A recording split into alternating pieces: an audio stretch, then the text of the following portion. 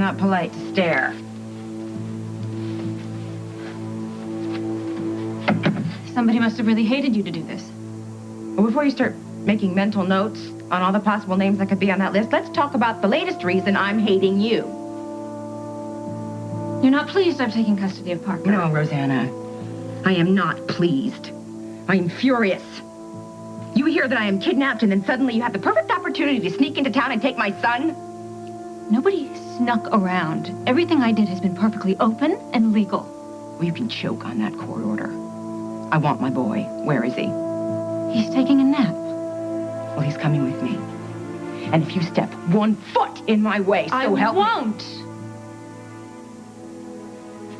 Excuse me. So then what's the real plan? Huh? You don't try to stop me now, but you have a bunch of cops waiting for me downstairs? Parker is your son. It is obviously time for him to go home with his mother. Take him. Oh, would you give me a break? You're not paying some law firm like $1,000 an hour to have me walk in here and take Parker with me. You planned on keeping him for good. That was never my intention. Then what are you trying to do? I was concerned about my nephew. I wanted to ensure his safety. Would you spare me the sanctimonious speech about how you only have Parker's best interests at heart? Carly, you were gone. Hal was having serious problems of his own. I was simply trying to have someone be around to look after him. There were a lot of someones, from what I understand. And you're proud of that. Having your only son be looked after by well-meaning friends instead of being with family? His stuffed animals are closer to Parker than you are. That child is fortunate enough to have a lot of people that care about him. Now, I think you were just looking out for your investment. Excuse me? Yeah. Well, you've arranged for Parker to inherit quite a lot of money from you. Are you so morally bent you can't even recognize when somebody is trying to help you? I had no agenda here except to make sure that Parker was safe and happy. Ha! Oh, yeah, I really should be looking out the window. I think pigs must be flying around. You know what's sad? All your life you've had to work some sort of agenda, and so you just assume everybody else in the world has to have one as well. But if you put down that distorted kaleidoscope you call a perspective, you might realize that I had no intention except to help Parker, and that money had nothing to do with it. Come on! Like cash hasn't greased the wheels of your life. You've never had to worry about money because you've always had it.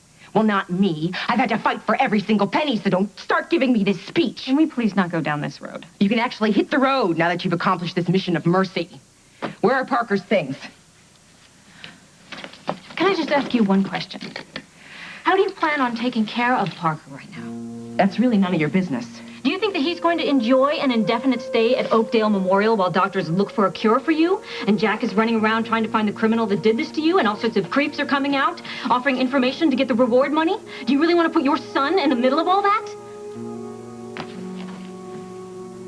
Very smooth, Rosanna. But it's not going to work. I know you. And I know exactly what you're doing. Here I am, at the lowest point of my life. And who should come slithering out of the woodwork? Lady Bountiful. Well, tell me, what's next? Bribing me to live more responsibly? Or maybe using Parker's trust fund as leverage to make sure that I raise him the way you see fit? You should really do something about that cynicism of yours. And then you go fronting reward money to catch whoever did this to me. Must be really great. Writing the tale of your heroic return to Oakdale. All it takes is a little cash. If you would prefer, I won't help. You see, I knew it. As soon as Jack said there was a reward, I knew it was you, of course. Fine, I will rescind the offer. No. I can't ask you to do that. Because I need it for Rose. And for Emily. Well, I see I'm not the only one who's learned to be a little less selfish.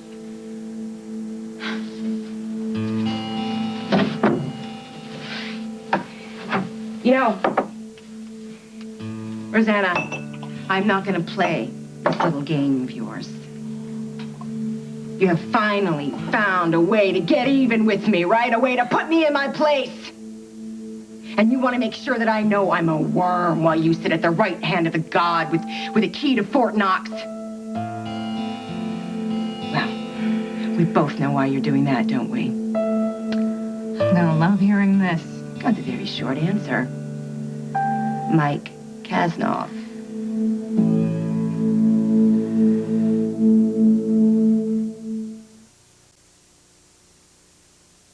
You have now officially taken a turn for the insane.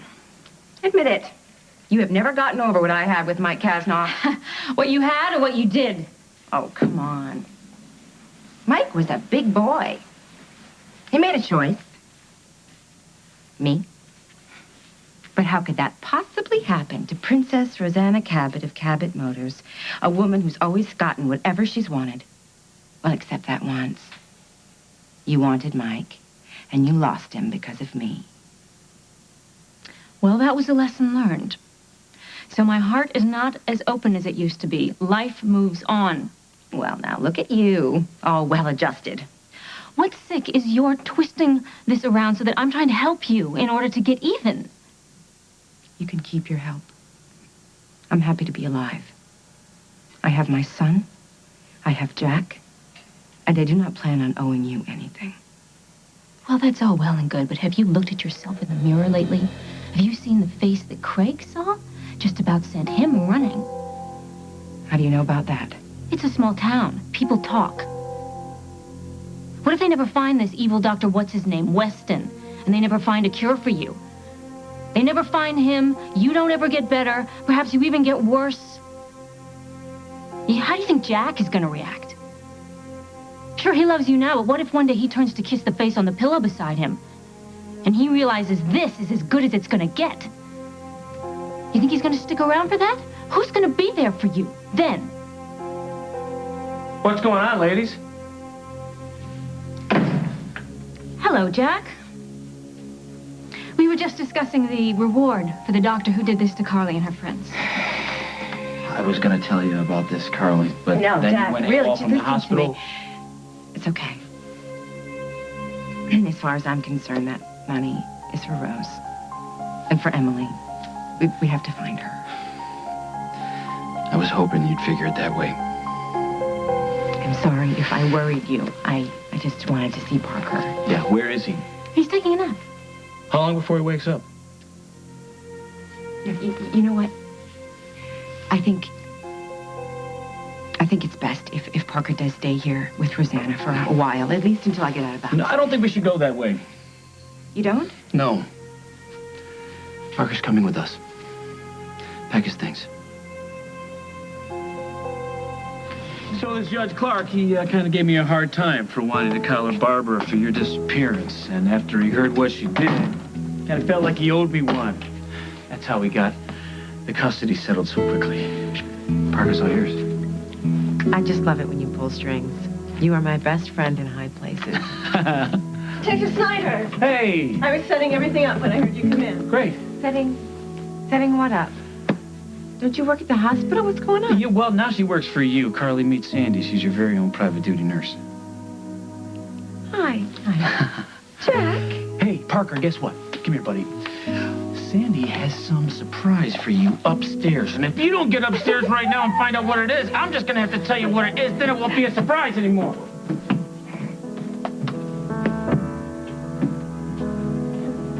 Thank you.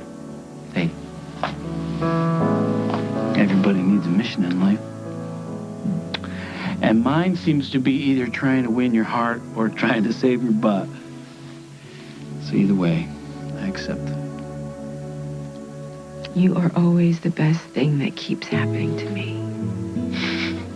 And all you have to do is consider this place a home for you and Parker until you decide it's time to go. And what if I don't ever want to leave? Well, then I'm just about the happiest man on the face of the earth.